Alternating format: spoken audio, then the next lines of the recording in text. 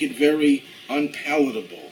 So instead of telling someone, no, this is an educational device, you have to choose your battles. And sometimes you tell a child, don't do this, you can't do this, absolutely not. It'll only create a greater urge and a resistance and a rebellious spirit, and then they'll do it anyhow, and then they'll feel they have the power to rebel and reject anything their parents tell them. Parents sometimes have to use this psychological device of making concessions in certain areas. Of course, we can't just make concessions in every area. You have to know where and when, and for that you have to consult a rabbi, a mentor. And in those concessions, you build in certain restrictions so the child still has a sense of authority. And if he doesn't lose that respect for authority, there's a chance that the child will develop well. The Torah then goes on to talk about a rebellious child. This is one of the big enigmas in the Torah. According to one opinion of the Talmud, this is an academic discussion. There was never a child who was ever subject to this treatment and this punishment. But what is it about? It's a child who's just above bar mitzvah. Only a boy, doesn't apply to a girl, the Talmud says. And he rebels against his parents. He steals food, meat, and wine from his parents, guzzles, eats the meat gluttonously, and guzzles the wine. And that child is ultimately put to death. And the Talmud says, how could that be? How could you put a child to death just for theft? Just because he rebelled against his parents and theft? And the Talmud answers that the Torah knows what will come at the end. At the end, when he finds that he cannot rob his parents anymore because he robbed them clean, he's going to go out and he will start robbing others. And in modern day parlance, he'll be taking drugs and selling drugs and buying drugs and robbing and pillaging in order to get the money for the drug habit. And then someone else gets in his way and he commits murder. And after all that, he will be put to death because of his committing the crime of murder. So right now, when he's still innocent, let him be put to death. Now, the Talmud says this never happened. The conditions in order for this child to be subject to the death penalty are so onerous that it's impossible for this to ever happen. It's all theoretical. So then the Talmud says, well, what's the point in discussing this? Well, this is an academic exercise, but an academic exercise has to teach us something. And what it's trying to tell us over here is the power of proper education. That education has to be based on the idea of respect for authority. And that's something that our own day and age is so lacking, not just with little children, not just with teenagers, but the millennials of this generation. And I'm not saying all millennials are the same, but there's a certain trend in this new generation of doing whatever is good for me and forgetting about that there is another, there's someone else out there, that you have to show recognition, gratitude, and respect for the other, especially if the other is your parent, your teacher, and so on and so forth. So the Torah is telling us, what are the extremes? The extremes are that if you neglect the child can go to the other direction to the point of committing murder. And the question is asked, isn't this a little odd that you're judging, it's true, it's theoretical, it's hypothetical, but you're judging the child now based on what he will do later? Doesn't that contradict a principle that pertains to Rosh Hashanah? And it's based on the Torah reading of Rosh Hashanah, where Yishmael, Abraham's older son, was thrown out of the house, and he's dying, and God then sends angels, and then he's saved. But the Talmud says that there was a commotion in heaven. The angels were saying to God, they always complain to God, by the way. Angels love to complain. And they say to God, God, why are you going to save this child? You know what his descendants are going to do to the Jewish people? The descendants of Yishmael. And there's a very graphic description of how they're going to harm and cause the deaths of Jews who are coming into exile. And you shouldn't let him live if this is what is going to come from him. And God says, I judge a person the way he is now. I don't look into the future and say, well, if this person will be judged favorably today, then 10 years from now this person will commit a crime. So if I would have not judged them favorably, it wouldn't have happened. I judge people the way they are now. The Hebrew words for that is Ba'asher Hu Sham, as he is there. There meaning in this particular place that he was at that time. And that's why we read this on Rosh Hashanah, according to some commentators, because on Rosh Hashanah we come before God in the day of judgment, and God says, you're great, you're wonderful, but I know what's going to happen in another month or 2 or 3 months down the road. You may not behave the way you're behaving today. So should I judge you favorably? And we say, yes, God, you already established that precedent that you judge people the way they are. So the question is then asked, then why is it with this rebellious son that you judge the son the way he will be in the future? And one of the answers is that there's a significant difference between the two. In the case of Yishmael, he was innocent then. It's just based on what would happen in the future. God says, no, I judge you the way you are now. If you're a clean slate now, you will have a favorable judgment. But the case of the rebellious child, he's already on the road into crime. He's already stealing from his parents, already showing rebelliousness. If that's the case, that already contains within it the seeds of much worse behavior. And that's why he's judged based on the future. That's just one approach. The Torah then goes on to discuss many other topics.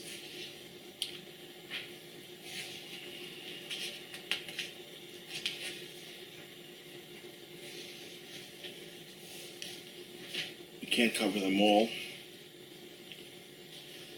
A topic that may not be very popular, prohibition of a man wearing a woman's garment and a woman wearing a man's garment.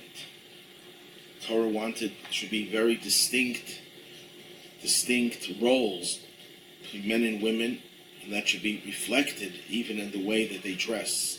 Even though clothing is an external aspect of a person's life, you could live without clothing.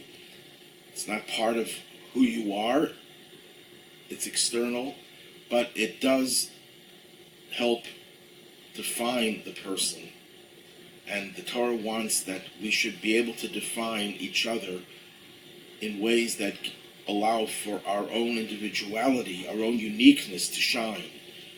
Men and women should be dressed differently as a way not just of protecting the women, that men and women shouldn't mingle in ways that one could lead to abusing and exploiting the other, but it's to respect each other's individuality. And what I say now is probably counterintuitive to many young people who are growing up in an age of equality, but the truth is that the insistence of equality in every respect is actually discriminatory, because it's denying you your own individuality. You are not the same. You are different. Why don't you respect that difference and live that difference? When women make an effort to copy men, they're denigrating the role of femininity. They're denigrating their individuality. And the Torah wants that individuality to be very much protected and preserved. The Torah goes on to talk about building a new house. This is chapter 22, verse 8. When you build a new house, put up a fence on the roof. So there should be no blood in your house, so no one should fall off the roof. In those days, people used to work on their roofs. They were part of their living quarters. The roofs were not slanty, they were flat roofs. So you had to make sure there was a fence around it. This is a biblical commandment, and it still applies today. If you have a roof or a porch that's above the ground, you have to put a fence around it to make sure that nobody falls off. The fence has to be 10 handbreadths. It's about 30 plus inches.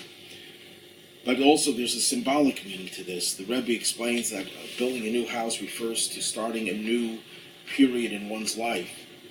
A marriage is the most notable example of that.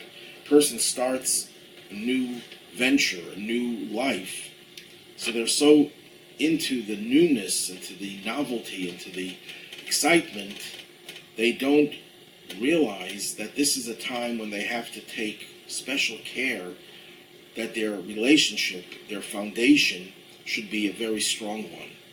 And that's not what most people think about. When people get married, what do they think about? They think about the caterer, they think about the hall, they think about the musician, they think about the wedding gowns, they think about all the extraneous things that are nice to have in a wedding, but they forget that a wedding is when you're starting a new period of life. It's when God gives you an opportunity to not just increase and enhance your spiritual potential, but to complete your spiritual potential. Because a marriage in the Zohar, in the first major work of Kabbalah, is the reunion of two half souls that were separated at birth and reunited at the time of the wedding. That gives you a boost, because you have your whole soul working together. And instead of focusing on what the needs of the soul are, people focus on all the other material things that are important.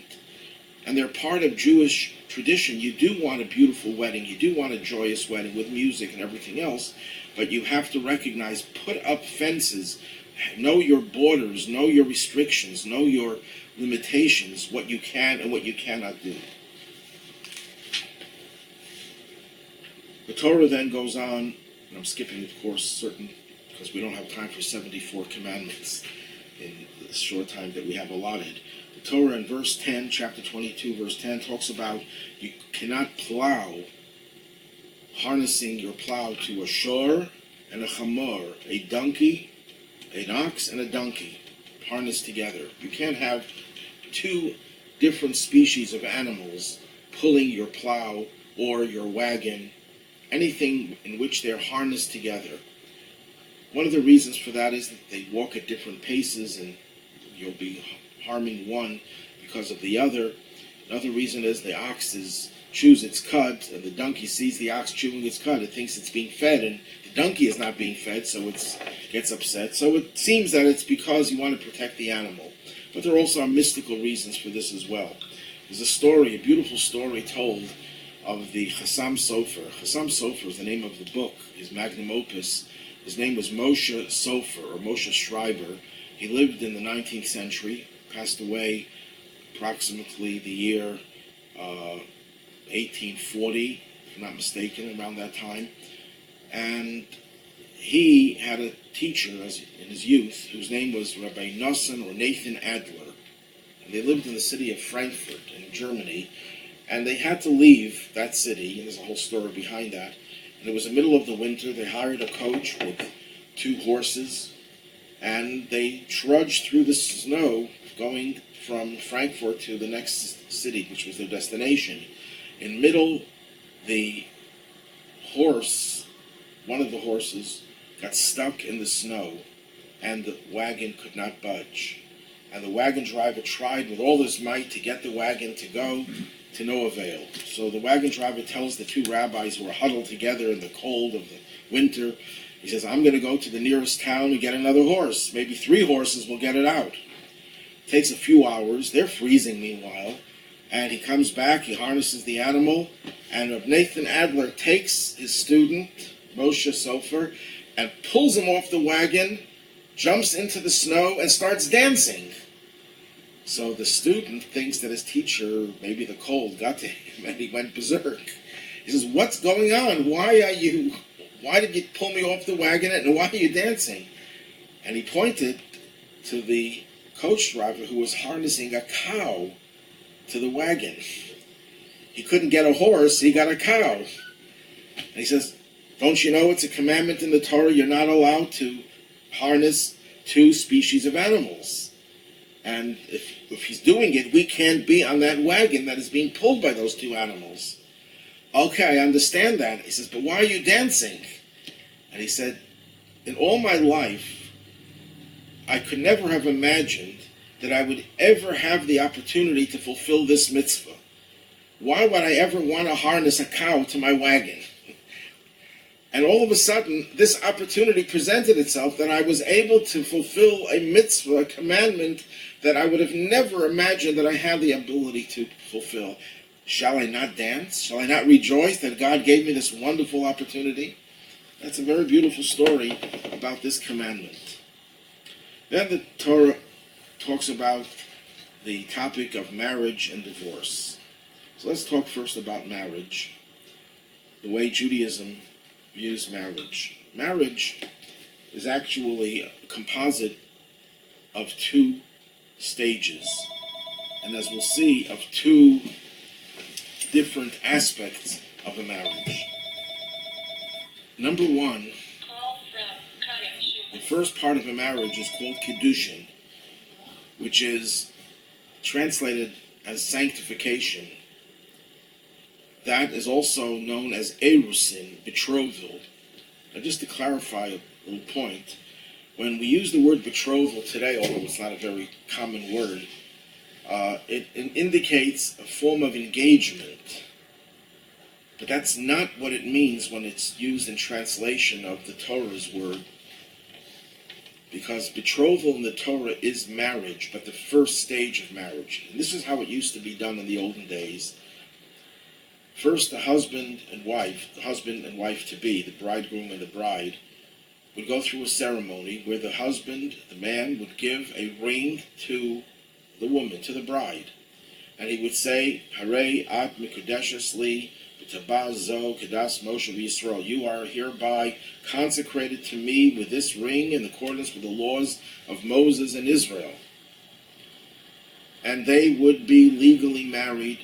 If she would have an affair, she would be considered an adulteress with all the consequences that apply to adultery.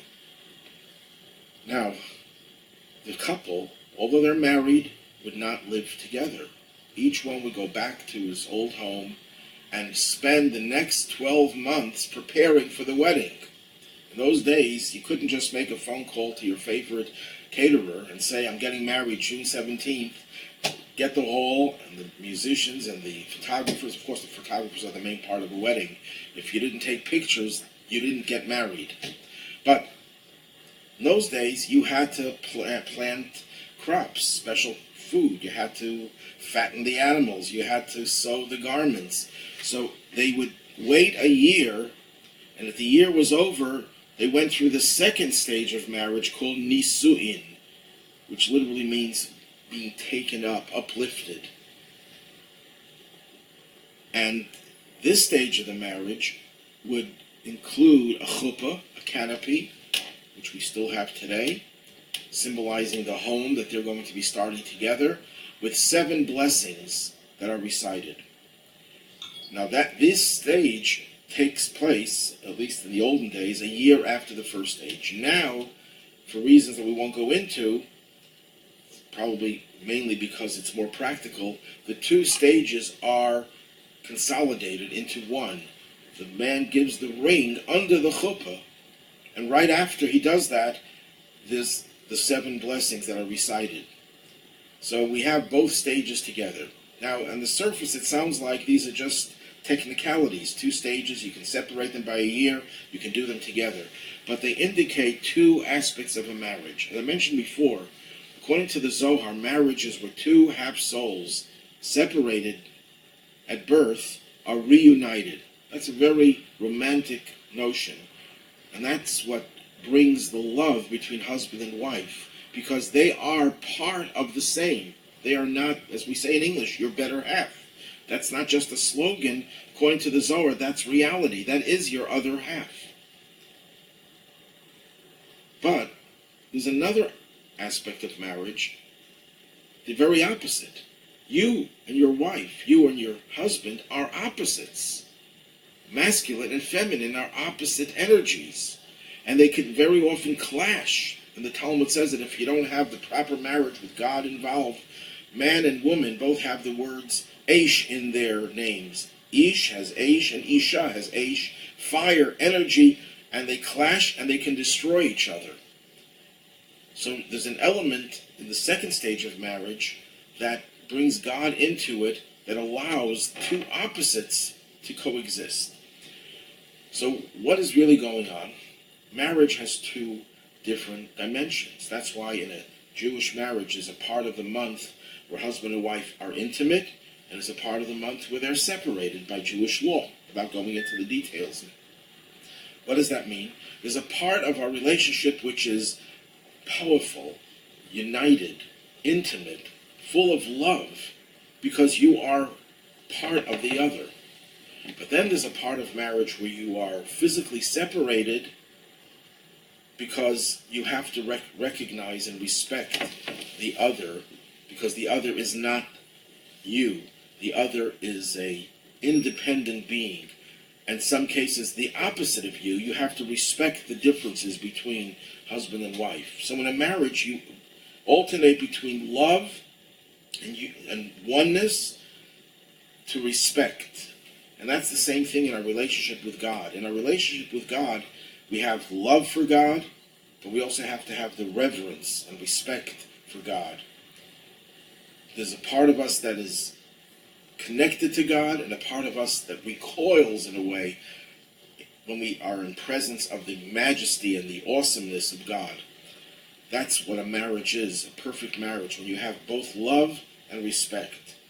And that's one of the benefits, fringe benefits of the laws of family purity, where husband and wife are together and separated.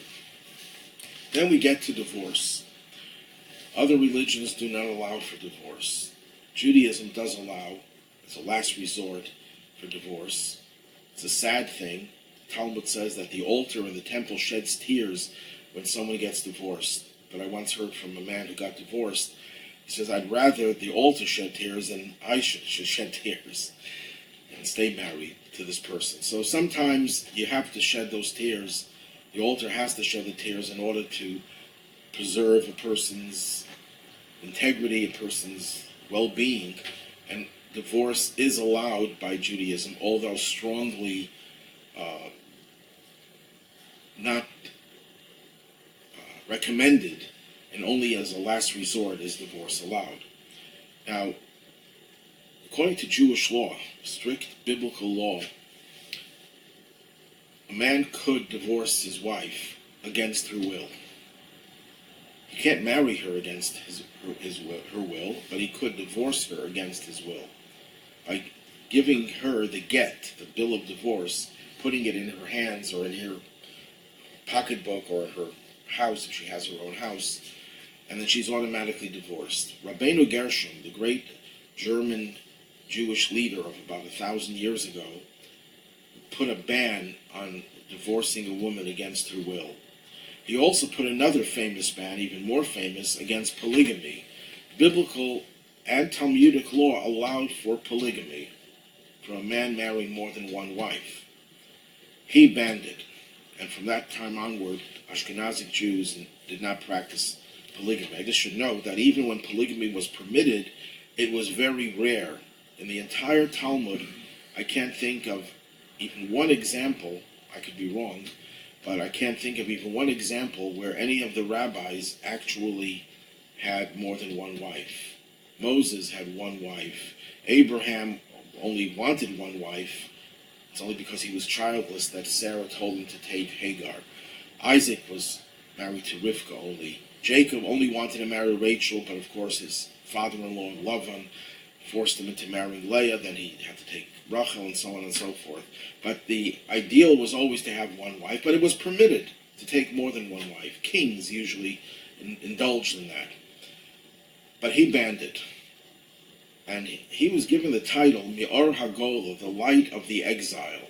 And one of the explanations why he was given that title is because when he banned forced divorce, not conversion, forced divorce, and polygamy that he banned, he was sending a message to God.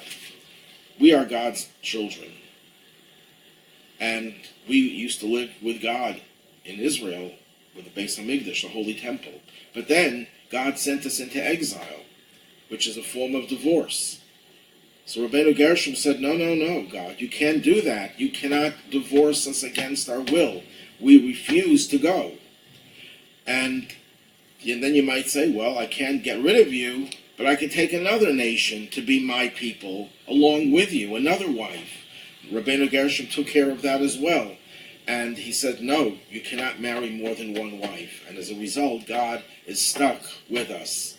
And since he's stuck with us, We expect him to make good on all of his promises in bringing us Mashiach and the ultimate redemption. One final topic at the end of the portion. It talks about Amalek, the wicked nation. Amalek, a grandson of Esau, turned into a violent nation whose goal was to destroy the Jewish people. The first genocidal nation was Amalek. And who do they direct their genocidal interests against?